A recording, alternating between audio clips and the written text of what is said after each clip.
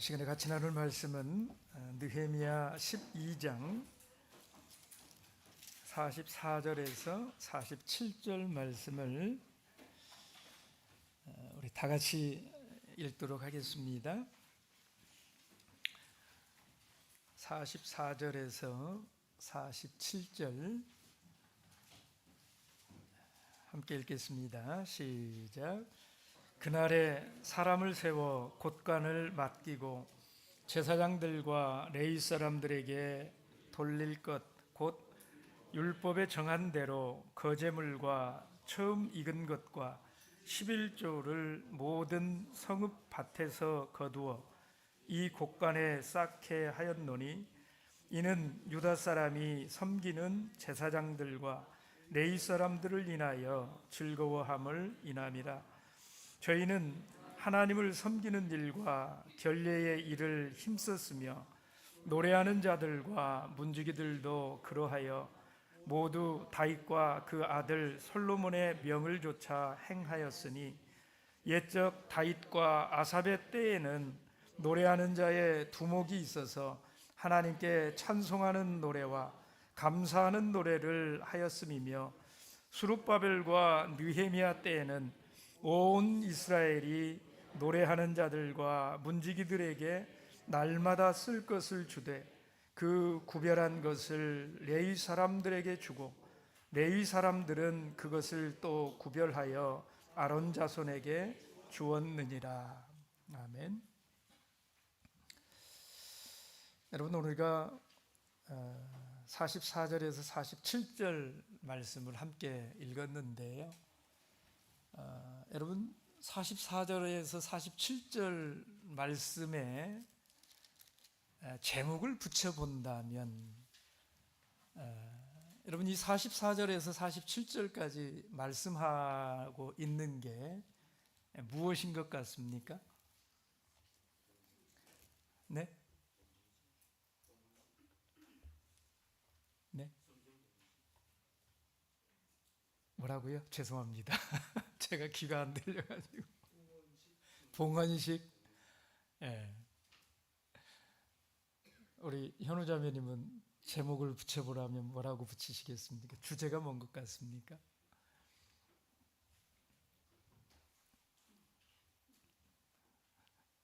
(44절에서 47절) 말씀에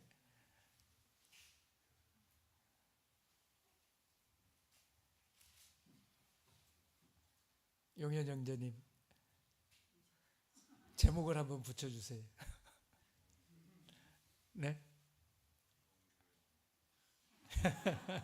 그건 제가 붙인 제목이고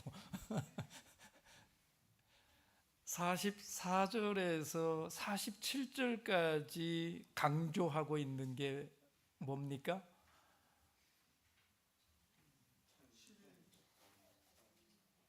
네, 11조입니다. 11조. 근데 저는 왜 이 12장의 제목을 좋은 교회 만들기 이렇게 붙였을까요? 여러분, 좋은 교회 만드는 것하고 이 11조는 어떤 관계가 있는 것일까요? 사실 이 12장의 결론과도 같은 말씀이 44절에서 47절 말씀이거든요. 여러분, 44절에서 47절은 느헤미야가 46절 말씀을 보시면 옛적 다윗과 아삽의 때에는, 여러분, 다윗의 시대가 어떤 시대냐면 가장 온전한 시대. 그러니까 하나님 백성들에게 있어서, 이스라엘에게 있어서 가장 아름답고 가장 이렇게 나라가 강성하고 하나님 앞에서 가장 온전하게 이렇게 갖추어진 때, 이때가 다윗의 때이거든요. 근데 그 다윗의 때 이랬었는데 47절 말씀을 보시면 수룹바벨과 느헤미야 때에는, 그러니까 가장 이스라엘이 좋았던 그런 때가 다시 회복된 때가 지금 이때이다. 근데 그게 뭘 통해서 그렇게 되었느냐? 11조를 통해서 그렇게 되었다. 지금 44절에서 47절에 말하는 핵심은 그거거든요. 여러분, 이 11조라고 하는 게 도대체 어떻게 이스라엘이 가장 좋은 이런 때와 관계가 되어 있느냐라는 거예요. 12장에 전체 말씀을 세 부분으로 나눌 수가 있어요. 여러분, 1절에서 26절까지에는 제사장과 레위인의 명단이 정리가 되어 있습니다. 느헤미야서에 그 이름을 기록한 이런 곳들이 굉장히 많은데 12장에 다시 한번 이름을 기록한 이런 내용들이 나와요. 그런데 12장에서는 다른 이름들은 다 빼놓고요, 특별히 제사장 그리고 레위인 족장들, 제사장의 이름을 특별히 1절부터 26절까지 기록한다는 거예요. 그리고 27절에서 43절까지의 성벽 낙성식에 대한 아주 자세한 일을 소개합니다. 사실은 이 12장이 성벽 낙성식에 관한 장이에요. 그런데 느헤미야는 이 성벽 낙성식을 무언가 말하고 싶은 것에 아주 좋은 예로 이걸 들어서 사용을 하고 있다라는 거예요. 그래서 이런 구조를 통해서, 그리고 44절에서 47절까지의 말하고 싶은 결론 11조에 관한, 특별히 제사장과 레위인의 직무를 언급을 하면서 거기에 그걸 위해서 11조가 반드시 있어야 된다. 있어야 된다가 아니라 44절에서 47절의 말씀은 백성들이 아주 즐거운 마음으로 그 11조를 드렸다. 그래서 다윗의 때와 같은 이런 모습이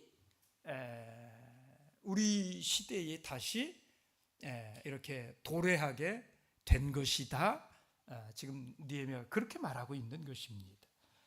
그래서 이 12장을 통해서 말하려고 하는 게 뭐냐면, 이 포로 귀한 공동체가 명실상부한 신앙 공동체를 갖추게 되었다.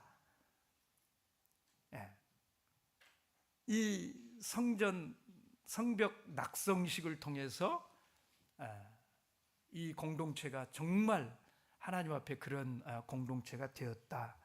이걸 말하려고 하는 것입니다. 여러분, 성벽 낙성식이 어떤 모습이었길래 느헤미야는 이걸 가지고 그런 결론을 이끌어내고 있는 것일까? 여러분, 27절의 말씀을 보시면 이 성벽 낙성식이 어떻게 준비되어지고 어떻게 진행되었는가 하는 것이 27절부터 잘 소개가 되어져 있는데요. 27절 말씀을 한번 보십시오. 예루살렘 성곽이 낙성되니 각 처에서 레위 사람들을 찾아 예루살렘으로 데려다가 감사하며 노래하며 재금치며 비파와 수금을 타며 즐거이 봉헌식을 행하려 하매. 성곽이 낙성이 되었어요. 그래서 각 처로부터 레위 사람들을 찾아서 예루살렘으로 데려다가 이 봉헌식을 이제 해야 되겠다, 이렇게 봉헌식을 계획을 하게 되었다라는 거잖아요. 그 봉헌식을 위해서 필요한 사람들이 있어요. 레위 사람들. 근데 그들을 찾아야 돼요. 왜 그들을 찾아야 될까요? 레위 사람들이 다 예루살렘에 거주하지를 않았기 때문에. 그러면 레위 사람들은 지금 어디가 살고 있느냐? 여기 이렇게 말했어요. 예루살렘으로 데려다가라고 말을 했잖아요. 그러면 그들이 어디 살고 있냐면 28절 29절의 말씀을 보시면 그들이 느도바 사람의 동네에 모여서 또 예루살렘 사방 들에, 또 29절에 보면 이렇게 들에 모여서 예루살렘 사방에 동네를 세웠음이라. 그러니까 예루살렘 주변에, 그냥 예루살렘 성 안에, 성벽 안에 거주하지는 않았지만 그들이 예루살렘 성 사방에 아주 가까운 데에 이렇게 동네를 형성하고 살고 있었다는 거예요. 왜 그들이 예루살렘 성 가까운 곳에 살고 있었을까요? 29절 말씀을 보시면 이렇게 말했습니다. 백길갈과 게바와 아스마웻 들에서 모여왔으니 이 노래하는 자들은 자기를 위하여 예루살렘 사방에 동네를 세웠음이라. 여러분, 그들이 이 예루살렘 성 안에 거주하지 못하는 이유는 우리가 이미 살펴봤어요. 여러 가지 이유로 인해서 그들이 이곳에 살지를 못했지요. 그런데 그럼에도 불구하고 그들은 멀리 가지는 않았다는 거예요. 예루살렘 근방에 가까운 곳에 이렇게 동네 거주지를 정하고 거기 살았는데 왜 그랬느냐? 자기를 위하여. 이 자기를 위하여라는 말이 무슨 말일까요? 자기들의 어떤 편의를 위해서, 인간적인 생각에 이런 뜻이 아니에요. 자기들이 감당할 직무, 그 직무는 성전에서 하는 일들이잖아요. 그죠? 그래서 자기들이 비록 예루살렘 성 내에 살지는 않지만 그러나 자기들의 직무를 기억하고 사는 사람들이라는 것입니다. 그래서 언제든지 일이 있으면 바로 와서 그 직무를 수행할 수 있도록 하기 위해서, 직무를 잘 감당할 수 있는, 언제든지 필요한 때에 바로 이렇게 성전에 와서 그 일을 행할 수 있는 그런 곳에 그들이 살고 있었다, 이런 이야기예요. 그래서 그들을 소집하는 소집령을 내렸다라는 것입니다. 그들로 하여금 이렇게 각종 이 예배에 필요한 악기를 담당하고 또 감사 찬양을 이 성전의 봉헌식을 거행하도록 하기 위해서 그들을 소집했다라는 것입니다. 그리고 30절 말씀을 보시면 또 무슨 준비를 합니까? 제사장들과 레위 사람들이 몸을 정결케 하고 또 백성과 성문과 성을 정결케 하니라. 그러니까 성벽 이 봉헌식을 위해서 제사장들이 준비를 합니다. 그리고 레위 사람들이 준비를 합니다. 그리고 백성들도 준비를 해요. 그리고 성문이며 성이며 이런 것들도 정결제를 율법에 기록한 대로 이렇게 다 하면서 이 성전 봉헌식을 준비를 그런 마음으로 저들이 했다, 이런 이야기인 것이지요. 그리고 31절 말씀을 보시면 이에 내가 유다의 방백들로 성 위에 오르게 하고 또 감사 찬송하는 자의 큰 무리를 두 때로 나누어서 성 위로 항렬을 지어서 가게 하는데, 한때는 우편으로 분문을 향하여 가게 하니 따르는 자는 뭐 누구 쭉 해가지고, 그러니까 감사 찬송하는 자의 큰 무리를 두 때로 나누었어요. 두 그룹으로 이렇게 나누어 가지고 유다의 방백들로 하여금 성 위에 올라가게 했다라는 것입니다. 성벽 위로. 그래서 유다의 방백들하고 또 감사 찬양하는 자들하고 이렇게 쭉 가는데, 그들을 두 때로 나누어 가지고 한때는 35절 말씀을 보시면 나팔을 이렇게 부는 제사장들 몇이 이렇게 함께하고, 또 36절 말씀을 보시면 그 형제 스마야와 아사렐과 밀랄레와 갈릴레와 마에와 느다넬과 유다와 하나니라 다 하나님의 사람 다윗의 악기를 잡았고, 그러니까 나팔 부는 자들 또 악기를 맡은 자들, 이런 찬양대들이 이렇게 앞에 간다 이 말이에요.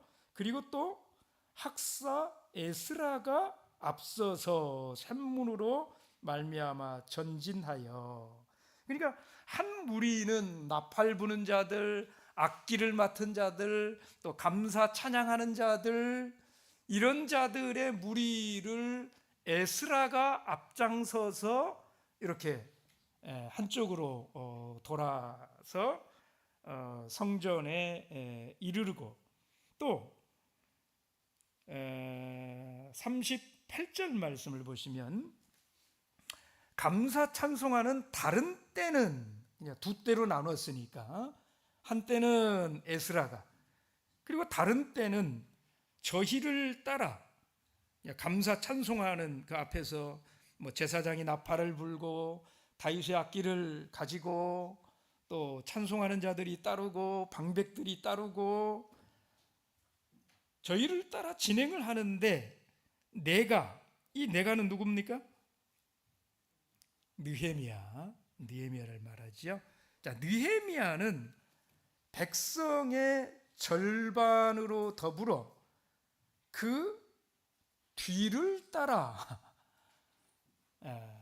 저는 이 말씀에서도 참 이 느헤미야가 참 아주 대단한, 정말 좋은 사람이다, 이런 생각을 해요.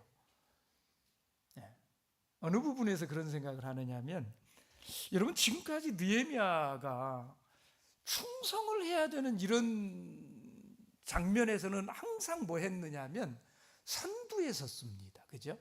앞에 서서 자기가 솔선수범하면서 먼저 이렇게 그 험한 일들, 이런 일들 할 때 가장 앞에서 충성을 다하는 이런 모습으로 있었거든요. 근데 여기에서는 하나님께 영광을 돌리고 막 찬양을 하고, 이런 장면에서는 제사장들을 앞세우고, 에스라는 그 레위 지파잖아요. 그러니까 제사장 지파니까 에스라는 앞서서 가는 게 당연한 거였어요. 그래서 에스라는 앞서서 그들을 이끌고 갔단 말이에요. 그죠?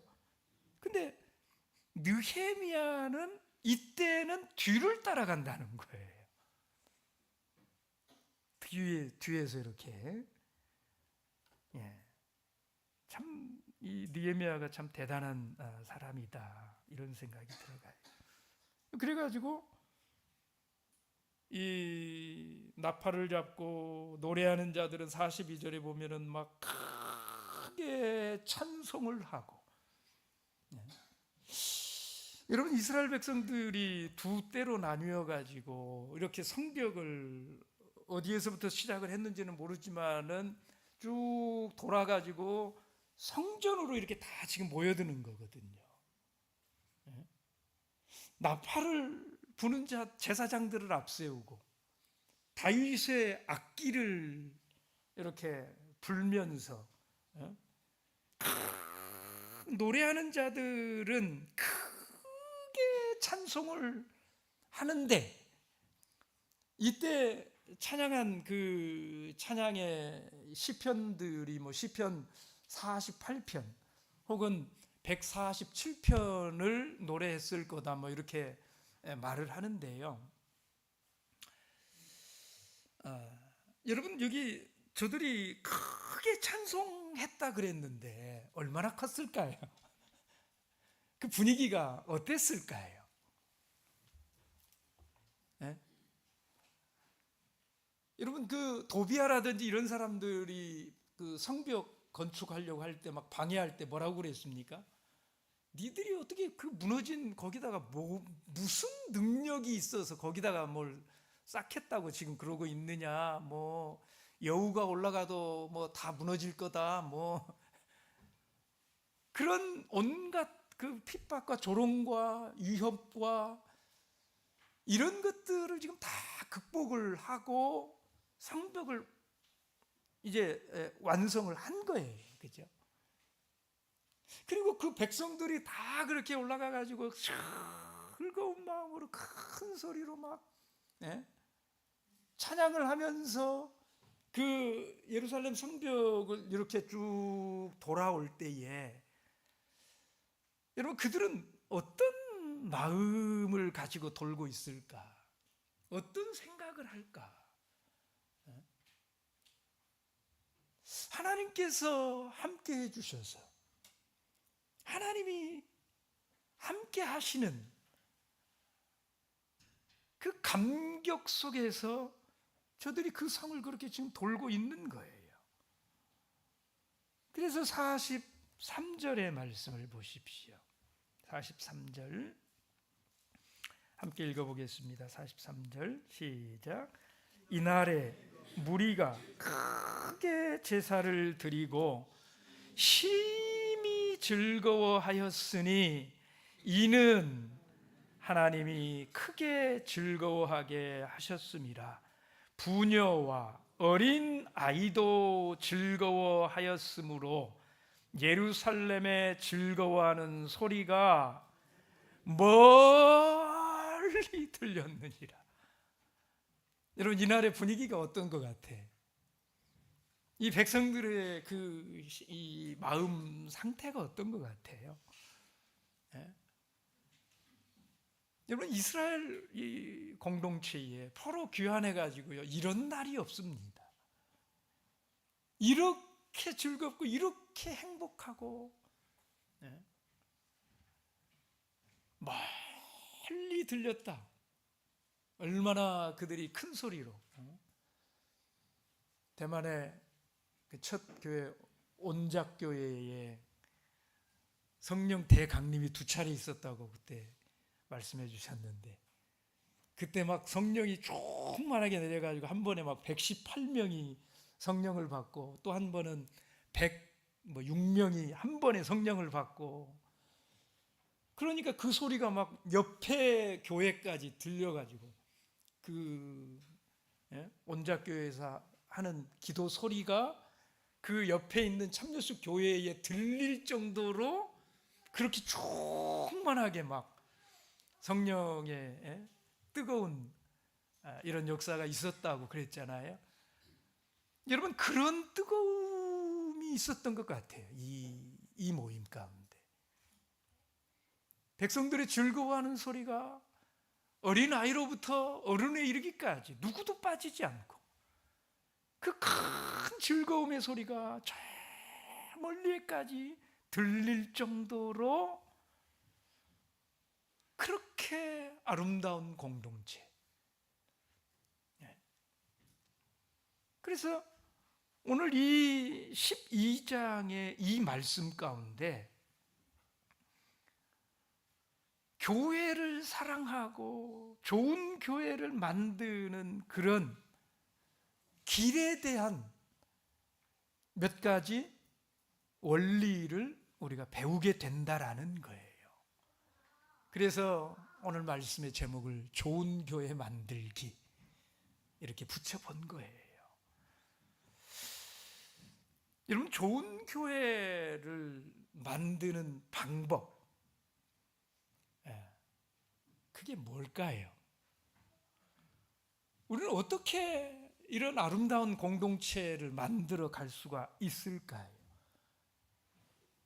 우리가 교회를 사랑한다, 예수님을 사랑한다, 하나님을 사랑한다.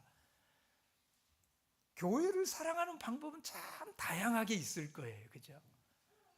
근데 우리가 어떻게 이 교회를 사랑해서 좋은 교회를 만들어 갈 수 있을 거냐?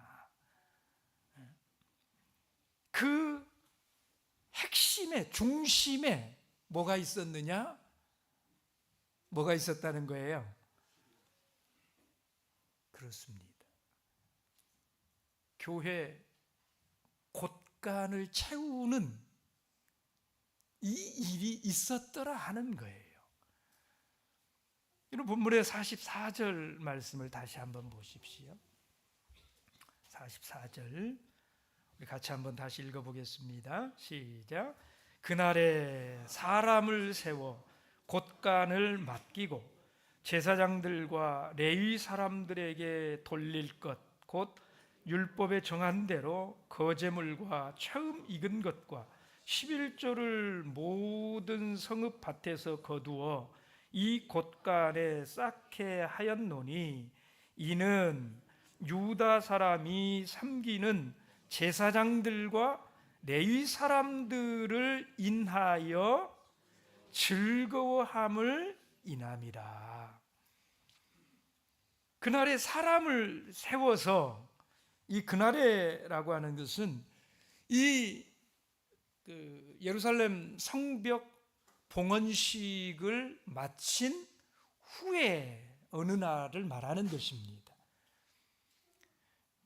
이 성벽 봉헌식을 아주 기쁨 가운데 이스라엘 백성들이 아주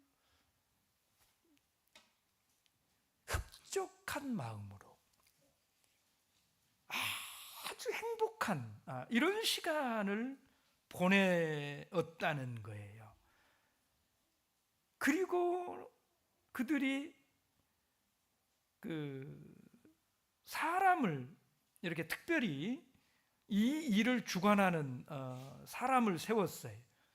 11조를 이렇게 드리면 그걸 따로 이렇게 관리를 하는 이런 직분자를 따로 세웠다는 거예요.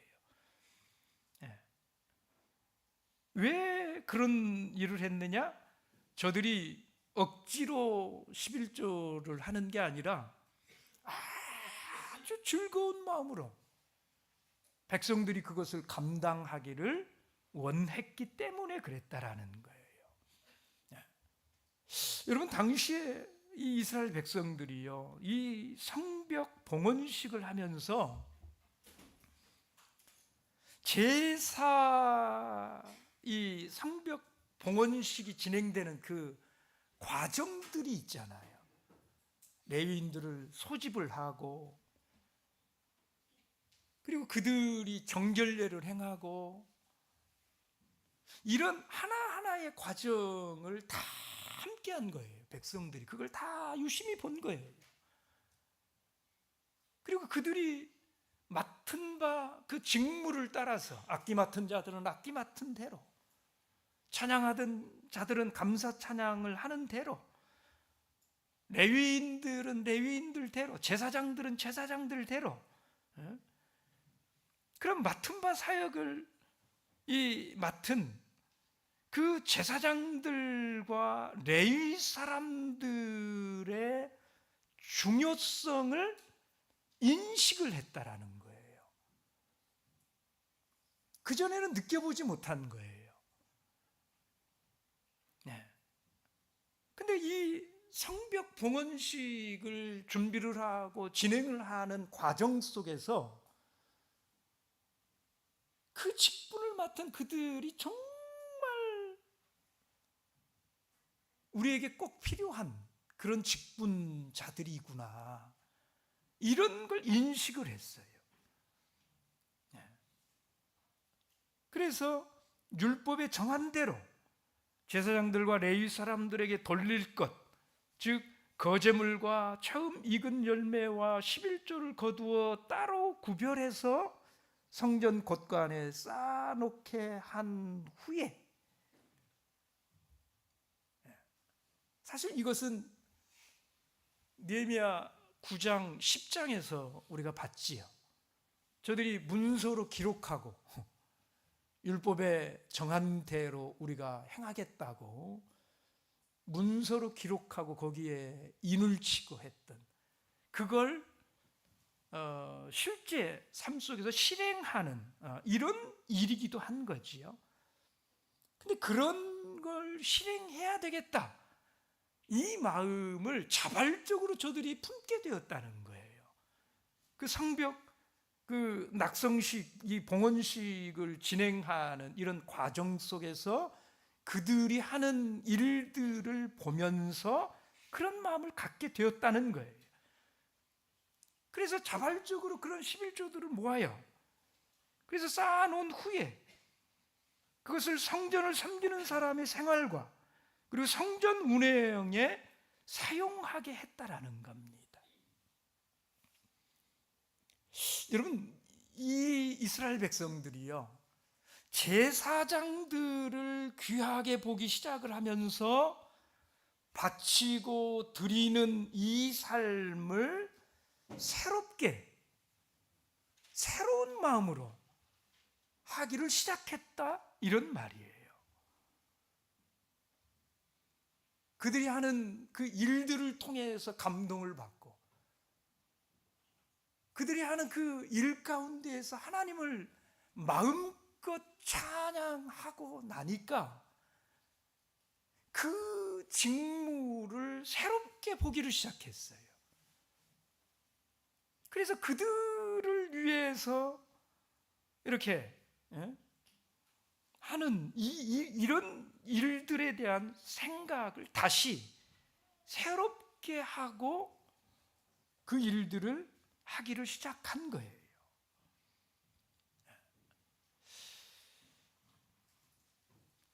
여러분, 마태복음 6장 21절에 우리 주님께서 이런 말씀을 하셨어요. 내 보물이 있는 뭐라고 그랬습니까? 그 곳에는 뭐도 있다고요? 내 마음도 있느니라. 있느니라 그랬습니까? 아니면 있도다 그랬습니까? 여러분, 누가복음 12장의 말씀을 한번 보세요. 마태복음 6장하고 누가복음 12장의 표현은 약간 뉘앙스가 좀 다른데요. 누가복음 12장 34절을 보십시오.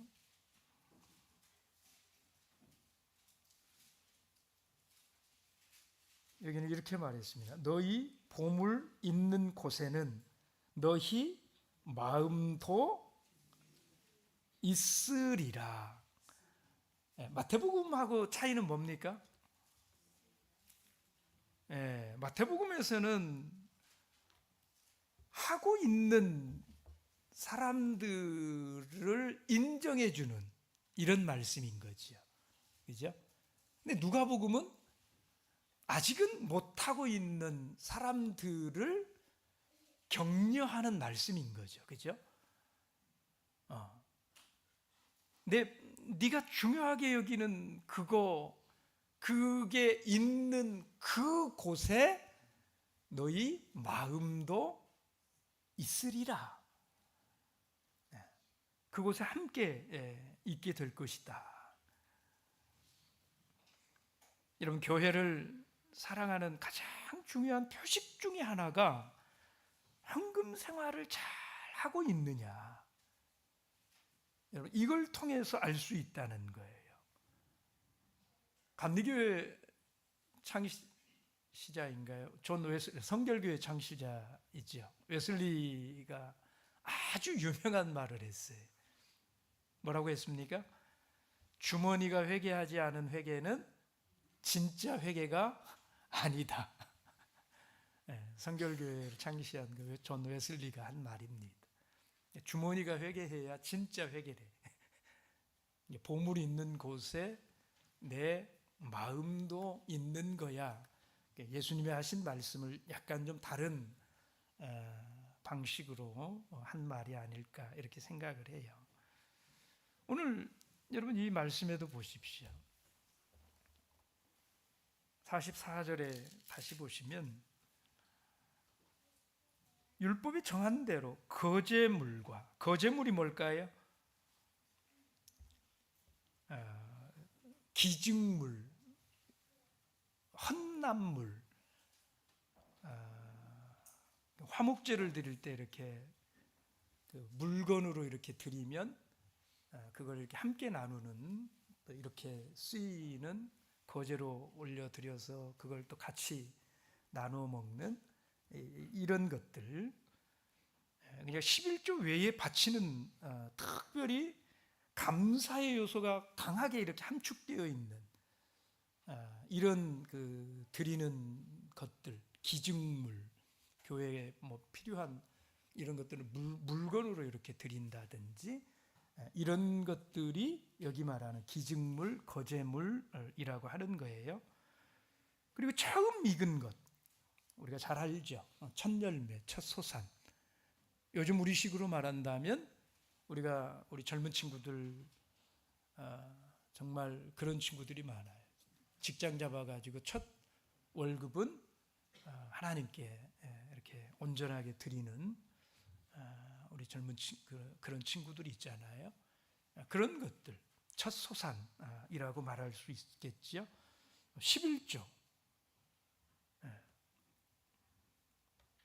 대표적인 것이 이 11조를 드리는 거예요.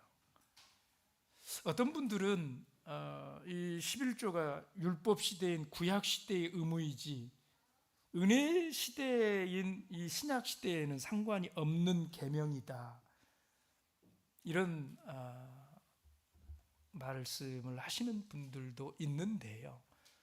여러분, 전혀 그렇지 않습니다. 성경이 그렇게 말하지 않아요. 여러분, 성경이 우리가 이 11조의 의미를 분명히 안다면 절대 그렇게 말하지 못해요.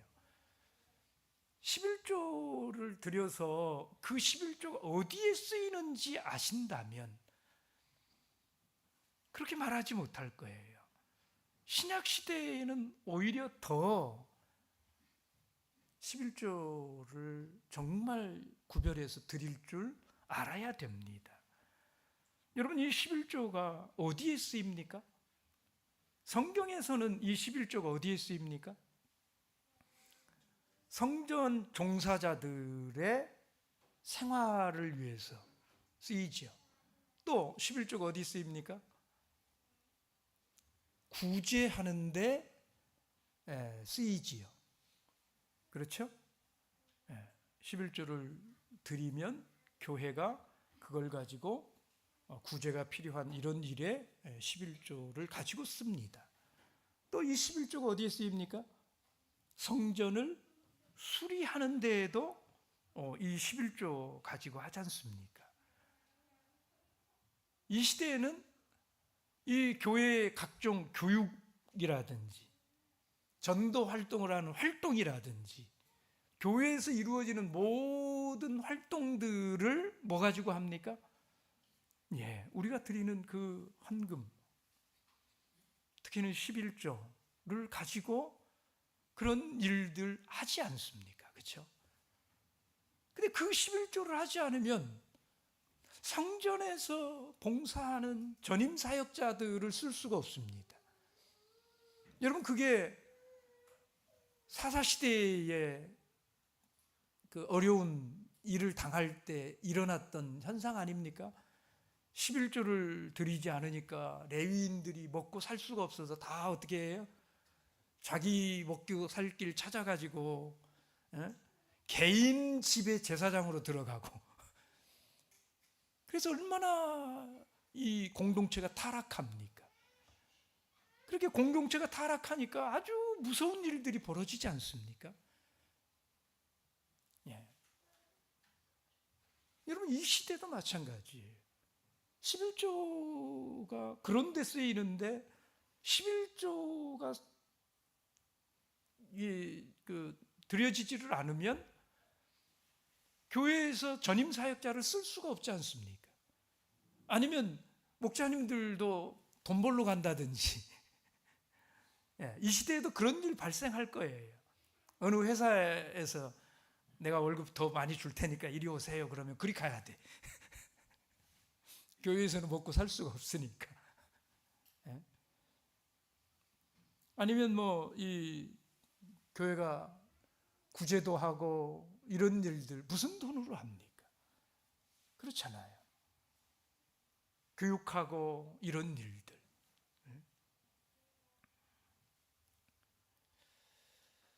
여러분, 은혜는 방종이 아니에요. 더 큰 은혜와 사랑을 받았다면 우리는 그 합당한 그런 헌신을 또 하나님께 해야 그게 마땅한 방법인 것이지.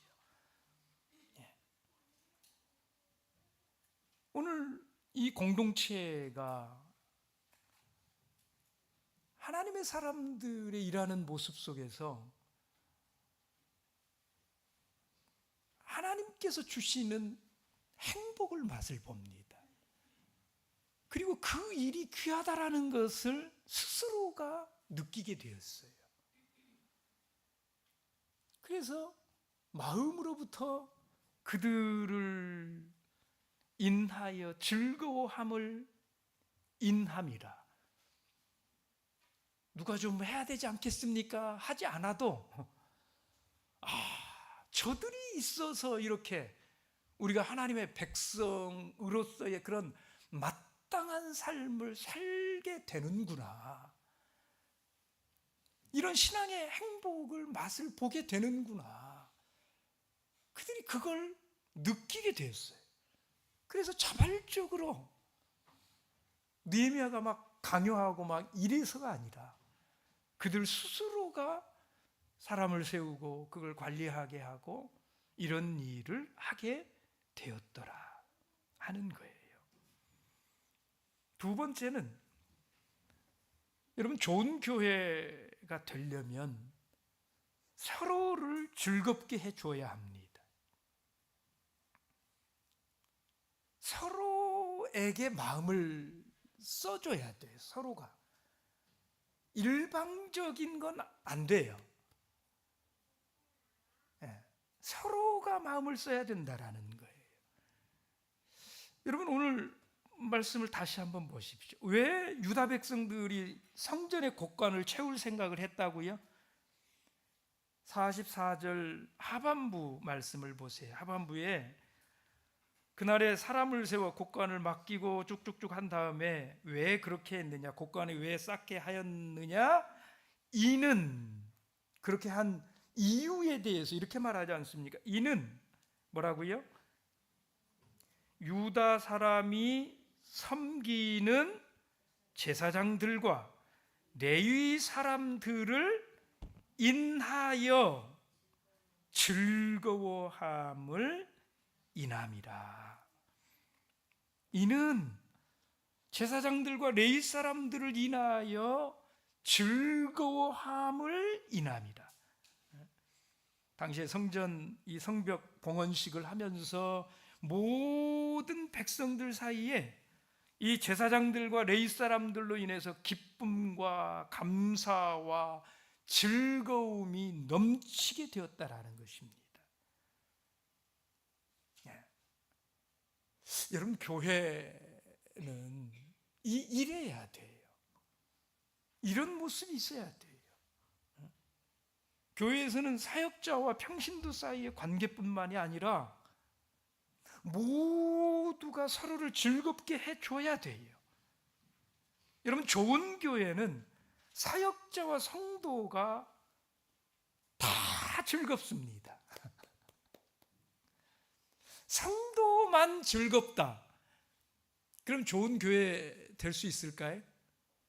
절대 그렇게 안 돼요. 사역자만 즐겁다. 목자만 즐겁다. 그 좋은 교회일까요? 절대 그렇지 않지요. 성도들은 피눈물 나는데 목자만 헤헤거리고 날마다.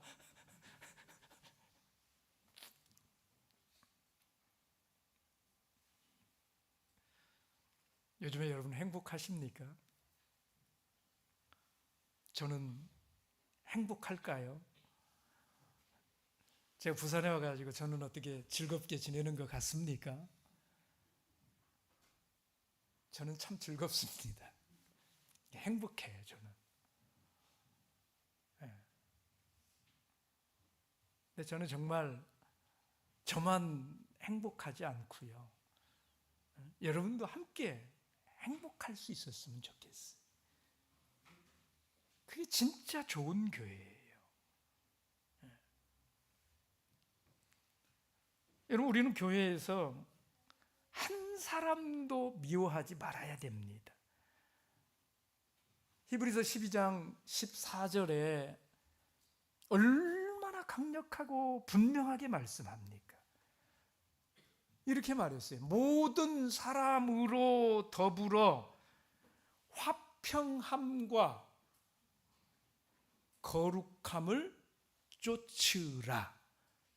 여러분, 성경이 분명하게 말합니다. 모든 사람으로 더불어라고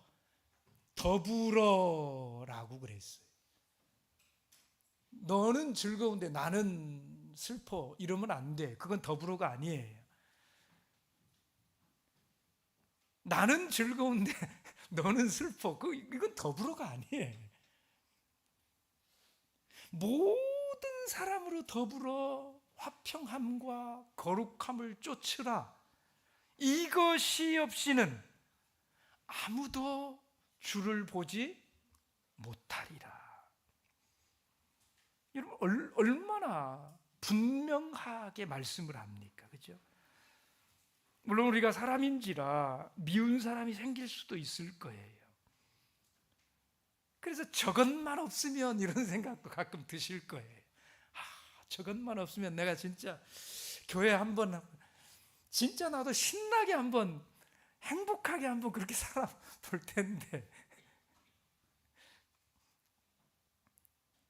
혹시 그런 생각 하시는 분들 이 자리에 계시다면 여러분, 생각 고쳐 먹으셔야 돼요. 저 사람만 없으면 하는 그 사람이 있어서 여러분이 이만큼이라도 인정받고 살 수 있다는 거, 이게 무슨 말씀인지 아시겠어요? 저것만 없으면 하는 그런 사람이 있으니까 그래도 여러분 정도만 살아도 인정받고 사는 여러분 그 사람 없어 보세요. 모든 사람들이 나보다 더 뛰어난 사람 대보세요. 그 사람들이 나를 향해서 뭐라고 할까요? 저것만 없으면 우리 교회 수준이 올라갈 텐데 뭐. 순망치한 이라는 말이 있지 않습니까? 그러나 여러분, 그것보다 중요한 사실은 실수가 없으신 하나님께서 그 사람도 내 곁에 두셨다 하는 사실이에요. 그죠? 실수가 없으신 그 하나님께서 허락하신 사람이에요. 그를 위해서 십자가 지셨어요.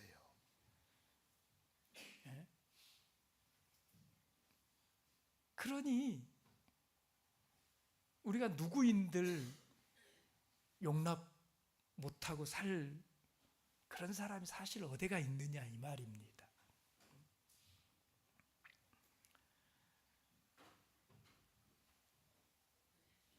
우리는 그 사람을 통해서 사랑과 용서의 마음을 넓히는 훈련을 잘 해야 돼.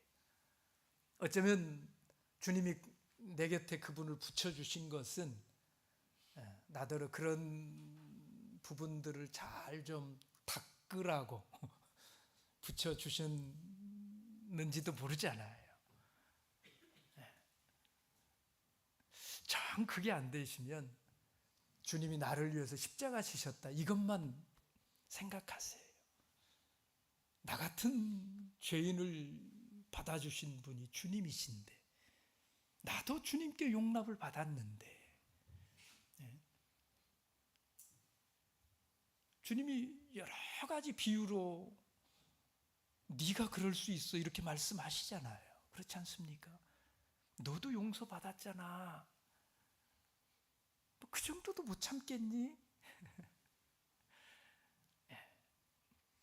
세 번째는 여러분 하나님의 사역자를 중시해야 돼요.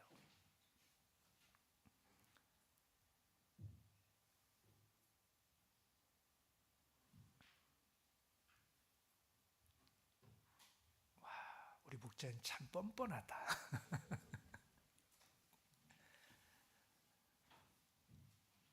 여러분 저는 정말 분에 넘치도록 여러분의 사랑을 받고 있어요, 사실. 그래서 제가 사랑이 부족해서 이런 말씀을 드리는 게 아니에요. 하나님의 말씀이 그렇게 원하기 때문에 이 말씀을 하지 않을 수 없는 거예요. 뻔뻔하게 저도 여러분 사역자들이 환대받는 공동체가 건강한 공동체입니까? 아니면 사역자들이 멸시받고 질타당하고 실어버린 바 되고 이런 공동체가 좋은 공동체입니까? 물어보나 마나잖아요. 그건 그렇죠? 그러니까 좋은 교회가 되려면 사역자들이 환대를 받는 이런 공동체가 돼야 돼요. 여러분 본문의 47절 말씀을 보십시오. 12장 47절에 수룹바벨과 느헤미야 때에는 온 이스라엘이 노래하는 자들과 문지기들에게 날마다 쓸 것을 주되 그 구별한 것을 레위 사람들에게 주고 레위 사람들은 그것을 또 구별하여 아론 자손에게 주었느니라. 예. 여러분 교회가 질서가 있지 않습니까? 그렇죠? 예. 여러분 성도들은 교회 사역자들을 존중해야 됩니다. 가끔 보면 교회 사역자들에 대한 적대감을 표출을 하는 이런 경우가 있어요. 물론 그런 적대감이 생겨나게 된 가장 1차적인 원인은 교회 사역자들 자신의 부덕함, 거기에 1차적인 원인이 있을 거예요. 가끔 보면 같은 목회자가 봐도요, 저건 아닌데 하는 이런 생각 들어가는 이런 일들이 있어요. 그럴 정도로 목회자 본인들이 잘못된 이런 길을 가는 경우들이 있어요. 그런 있어서는 안 되지만 그런 일이 있는 경우도 보게 되더라 이 말이에요. 그런데 그럼에도 불구하고요, 몇 가지 그 잘못된 사례들 때문에 여러분 목회자를 멸시하고 경멸하고 여러분 이건 옳지 않다라는 것입니다. 여러분 성도들이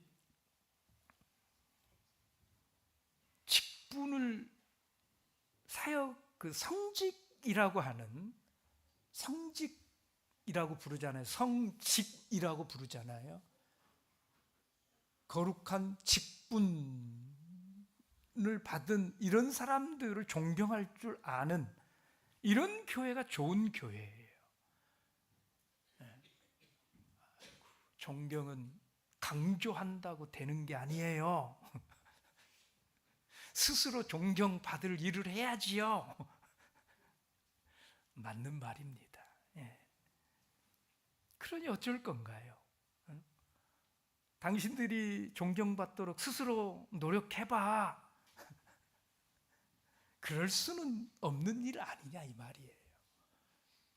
그래서는 안 되는 일이지 않느냐 이 말이에요.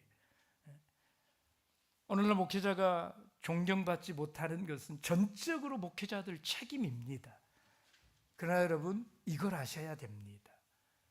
레위인을 섬기라고 하신 것은 그들이 하나같이 성직자답기 때문에 레위인을 섬기라고 하나님이 그렇게 말씀하시지 않았다라는 거예요. 그들이 섬김받기에 합당한 사람들이어서가 아니라 그 직분을 존귀하게 하셨기 때문에 레위인이라고 하는 직분을 존귀히 대해야 하는 것이다 라는 거예요. 여러분 이것이 여러분들에게 받아들여질지는 그건 제가 주관할 수 있는 일 아니에요. 그러나 하나님의 말씀은 우리가 그러기를 바라신다라는 거예요. 그래서 그걸 위해서 우리는 서로 노력해야 된다라는 것입니다. 서로 정말 노력해야 돼.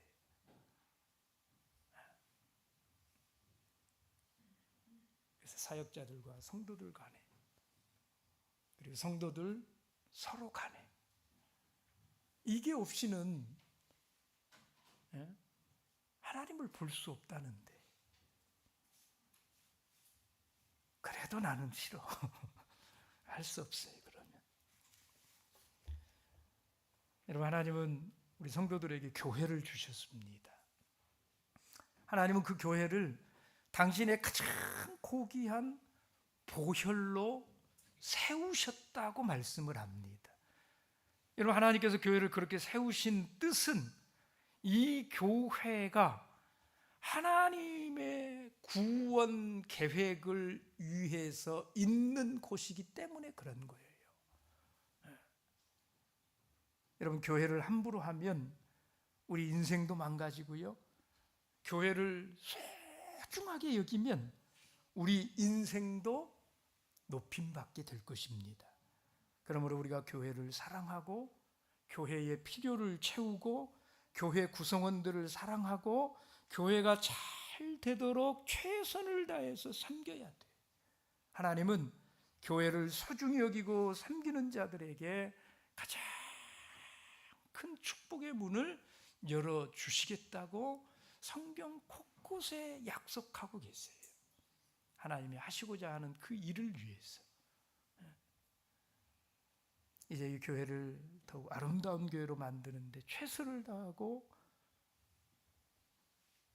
우리가 할 수 있는 모든 정성을 다해서 하나님을 사랑하고 교회를 사랑하고 성도를 사랑할 줄 아는 저 여러분들 다 되시기를 예수님의 이름으로 축복합니다.